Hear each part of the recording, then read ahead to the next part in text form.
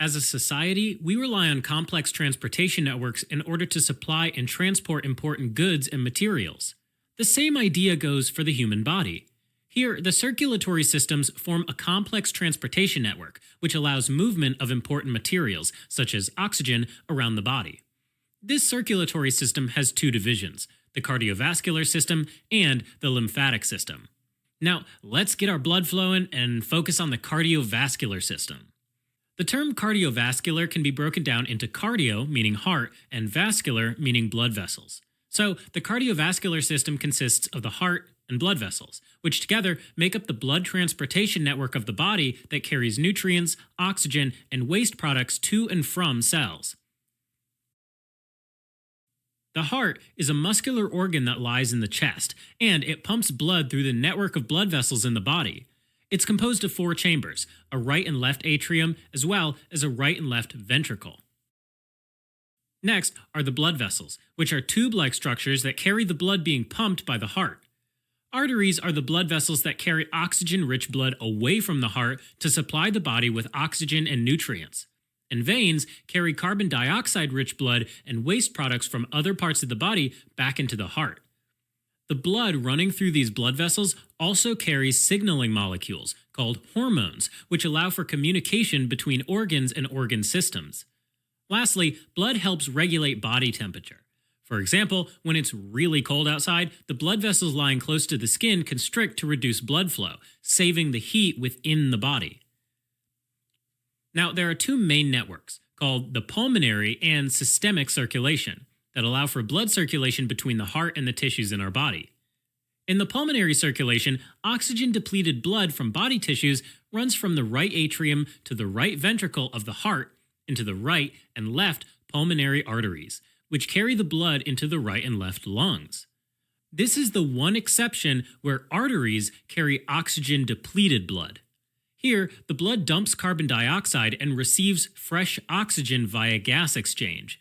Then, the blood runs back through four pulmonary veins to the left atrium, where it passes into the left ventricle. This is the one exception where veins carry oxygen-rich blood. Now, this is where the systemic circulation begins, pumping oxygen-rich blood into the body's largest artery, called the aorta. Along its course, the aorta gives off smaller arteries that gradually branch into smaller vessels called arterioles. Near the body tissues, these arterioles further divide into smaller vessels called capillaries. These capillaries form small networks called capillary beds in which blood flow is reduced.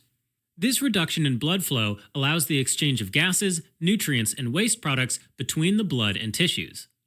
Now, after this interchange of substances occurs, the capillaries regroup to form venules, which eventually drain into veins, and eventually into the two largest veins called the superior vena cava and the inferior vena cava, which collect blood from the entire body and empty into the right atrium.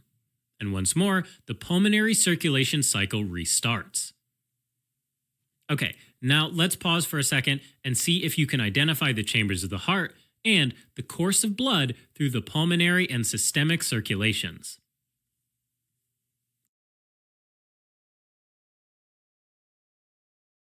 Awesome. I'm going to assume you got them all right, so let's move on. Blood vessels often connect to each other, forming networks called anastomoses.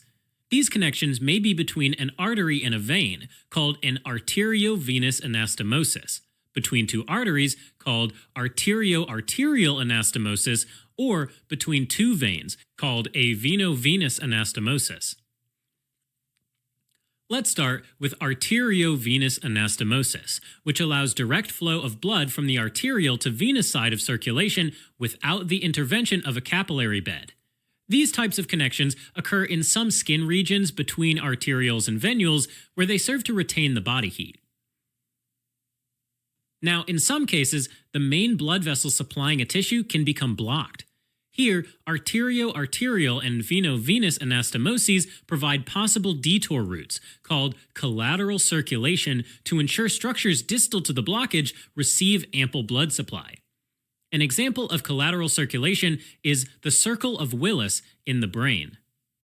Sometimes blood vessels may form an anastomosis, but it's ineffective or insufficient. These vessels are called functional terminal arteries. Here, an obstruction to the main artery supplying a tissue may possibly cause tissue death. An example of these arteries is the anterior spinal artery, which runs on the anterior aspect of the spinal cord. Also, blood vessels may not form anastomoses at all. These vessels are called true terminal arteries. An example of a true terminal artery is the central retinal artery of the eye. Since there is no anastomosis here, a blockage in the central retinal artery can cause blindness. Now, blood may also flow through two capillary beds before reaching the heart. The venous system connecting these two capillary beds is called a portal venous system. The most prominent example of this system is the hepatic portal venous system, which directs the nutrient-rich blood from the capillary beds of the digestive tract to the capillary beds of the liver. This allows the liver to filter the nutrients and other materials absorbed in the intestines for any toxins or harmful material before returning the blood to the heart. All right, as a quick recap, the cardiovascular system consists of the heart and the blood vessels. It regulates the body temperature and carries oxygen and nutrient-rich blood to all tissues, and removes carbon dioxide and waste products from them. This system is broken down into the pulmonary and systemic circulations. The pulmonary circulation is between the heart and the lungs, while the systemic circulation is between the heart and the rest of the body. Anastomoses are connections between blood vessels that serve as backup in case of an occlusion of an artery or vein.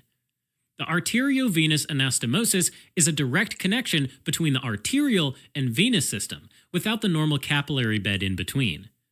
Lastly, portal venous systems are venous systems that link two capillary beds.